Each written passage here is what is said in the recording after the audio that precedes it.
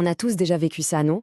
Poser une question à une intelligence artificielle, recevoir une réponse un peu décevante. Et puis, on change un mot, on reformule à peine, et là, miracle, on obtient une réponse brillante, exactement ce qu'on cherchait. C'est ce paradoxe qu'on va explorer ensemble aujourd'hui. L'art et la science de converser avec une IA. Notre parcours va se faire en 5 temps. D'abord, on va s'intéresser à cet art subtil de poser la bonne question. Ensuite, on va construire une analogie pour mieux se représenter ce qu'est vraiment une IA. Après ça, on verrait des techniques très concrètes avant de se confronter aux limites de ce qu'on appelle leur pensée. Et on terminera sur une question un peu plus vertigineuse. Allez, on commence par le cœur du problème. Cette sensation étrange d'être toujours à un cheveu, à un mot près, de la réponse parfaite. C'est vraiment le paradoxe central de notre interaction avec l'IA. Il y a quelque chose d'un peu étrange avec ces grands modèles de langage. On pose une question, la réponse est décevante, pas du tout ce qu'on attendait, on la modifie à la marge et tout d'un coup la réponse devient incroyablement pertinente. Alors pourquoi? Pourquoi cette sensibilité extrême au moindre mot? Eh bien, ce petit miracle, ce passage d'une réponse inutile à une réponse géniale, ce n'est pas de la magie.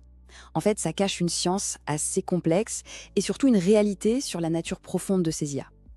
Et pour la comprendre, il faut d'abord qu'on change un peu notre image mentale de ce qu'est un grand modèle de langage.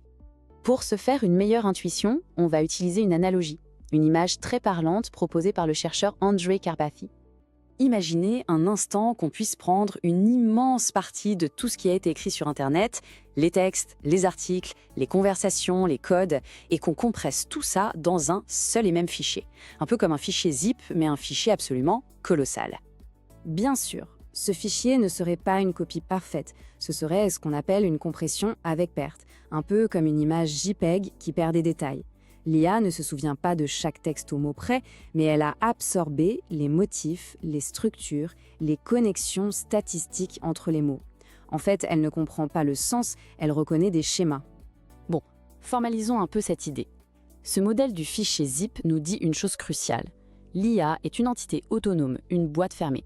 Elle n'a pas de calculatrice, pas d'accès à Internet en temps réel.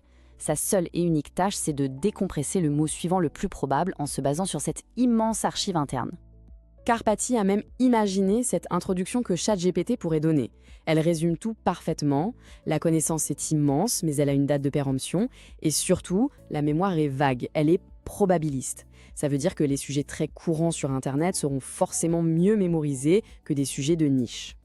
Et comment on fabrique un fichier pareil? Il y a 2 grandes étapes.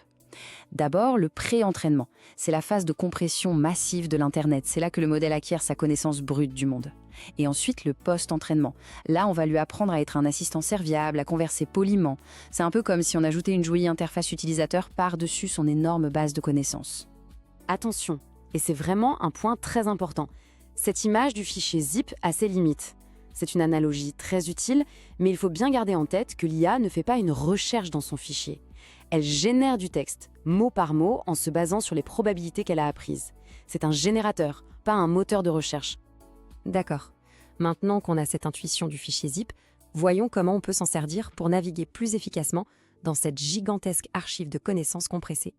2 techniques principales se démarquent vraiment pour obtenir de meilleures réponses. La première, c'est de forcer le modèle à penser étape par étape. Et la deuxième, c'est de lui donner quelques exemples concrets de ce qu'on attend de lui. Ce qui est fascinant ici, c'est que certains modèles ont été entraînés pour s'auto-corriger. On peut les encourager à développer une sorte de monologue intérieur où ils vont explorer différentes pistes, évaluer leurs propres idées et finalement trouver une solution. C'est ce qu'on appelle le raisonnement en chaîne de pensée, et c'est hyper efficace pour des problèmes complexes, comme du code ou des maths. La deuxième grande technique, c'est le few-shot prompting. L'idée est simple, au lieu de juste décrire une tâche, on lui montre.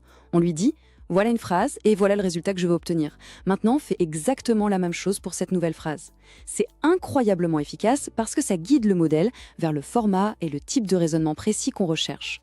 Ces techniques sont impressionnantes, c'est vrai, mais il faut aussi être honnête intellectuellement et se poser la question, est-ce que ces modèles pensent vraiment?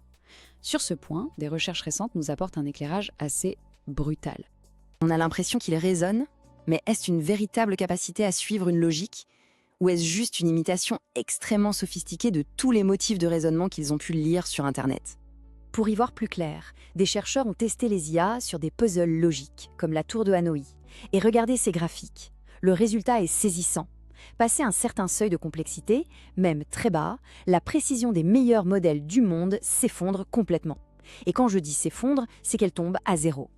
Et encore plus étrange, juste avant de s'effondrer, les modèles qui sont censés penser plus longtemps se mettent à générer des réponses plus courtes.